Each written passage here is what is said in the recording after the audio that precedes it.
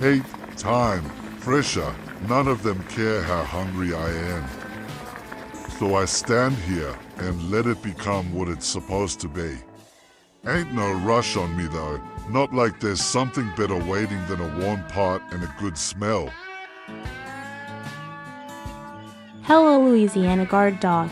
I didn't come out here expecting to meet anyone at all. What I do smell. Ha, that's new. Ain't every day someone wanders up wanting to know what I'm cooking. Skunk and mushroom stew, all gathered in this very swamp. Didn't plan on feeding anyone but myself, but plans change. You're welcome to stay, so long as you don't rush to cook. Thank you kindly. I'd love to stay. Doesn't smell like something I ought to be turning down. This is a cozy campy I got. You did good setting it up. Makes a body want to sit and stay a while. Oh, look at all the books in this crate. This top one sure looks nice. That one there don't matter much. Ain't nothing in it that needs your worry. You sure you're real sure about that? It has you right on the front. Supper ain't done yet. Got us a good stretch of time. Read it if that's what your heart say. I believe it is what my heart is saying. Thank you kindly. It's been a good long while since I sat with a good book. Alright then, let's see what we got here. Krok'Mar the Devourer. Well now, that's a real fine name. Not all lizardmen of the Sorrow Lakes view their heritage with fondness or pride.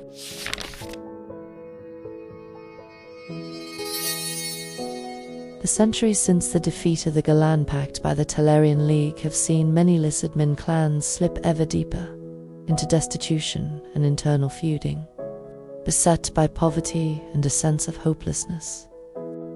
It is not uncommon for the Pact to be blamed for the current malaise that afflicts many of the clans, whether because it failed to defeat the League or because it even attempted to fight in the first place.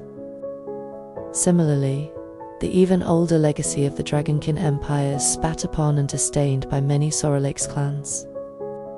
Though little is still understood now about the Empire, it is often portrayed as having fallen due to its own arrogance and short-sighted foolishness.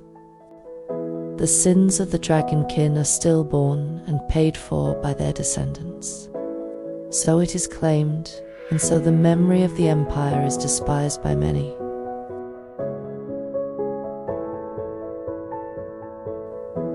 The self-hatred and bitterness felt by many lizardmen in the Sorrow Lakes is leading to the slow deterioration of the clan structures that have been the bedrock of lizardman society for dozens of spawn generations. But a few have started to harness them as a power in their own right. The warrior known as Krok'Mar the Devourer is one such individual. Krok'Mar is a descendant of the Galan Pact General Cronmor the Great, and is physically strong and powerful, a prime example of his species. His thick neck and shoulders, broad gut and gnarled, scaled hide are further accentuated by the old armor of his forebear, heavy pieces of coarse pig yarn, and a crest of wicked metal spines that run along his back from his headplate. In his heavy fists he carries Meat Splitter, a huge wedge of jagged steel that, when wielded with Krok'Mar's strength, can cleave through a Korok Knight's armor body, and the horse he is mounted on with one great blow. He is made even more deadly by the talons of Cronmor, a set of metal claws once borne by his ancestor that he wears over his left hand. Krok'Mar's physical abilities are obvious, but to them he adds a charisma often lacking in cold-blooded lizardman warrior types.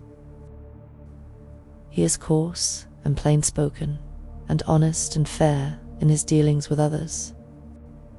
His anger is a terrifying sight to behold, but it is not easily stoked. While his scars and the metal plates pinning his hacked scales together speak of a brute and a lifelong warrior. Krok'Mar is not afraid to negotiate, and knows that there is more to being a leader than mere strength and battle prowess. All of this would imply that Krok'Mar has the potential to unite the lizardman clans, call upon the legacy of his mighty forefather, and recreate the brief glories of the Gelimpact.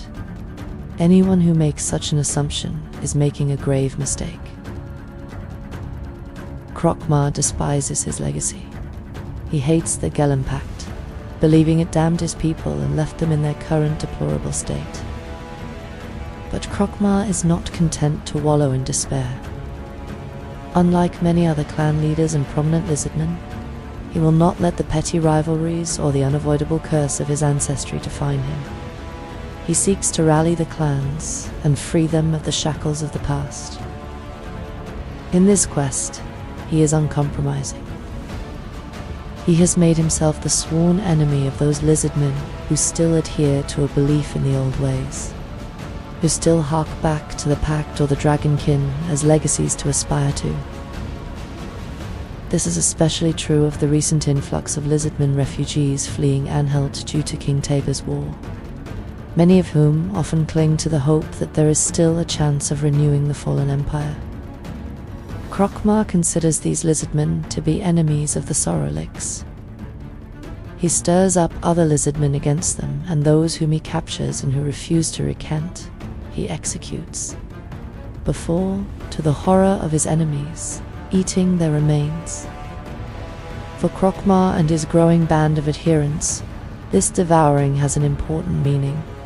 Thanks to it, the weight of the past is lifted, and the failure of the Pact and the sins of the Dragonkin Empire are all undone.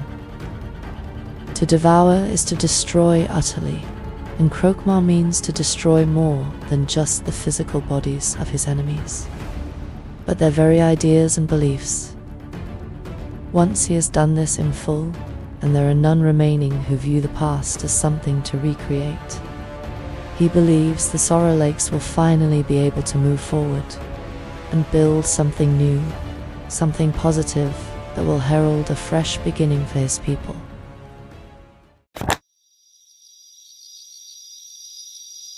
This stew's got a real good feel to it.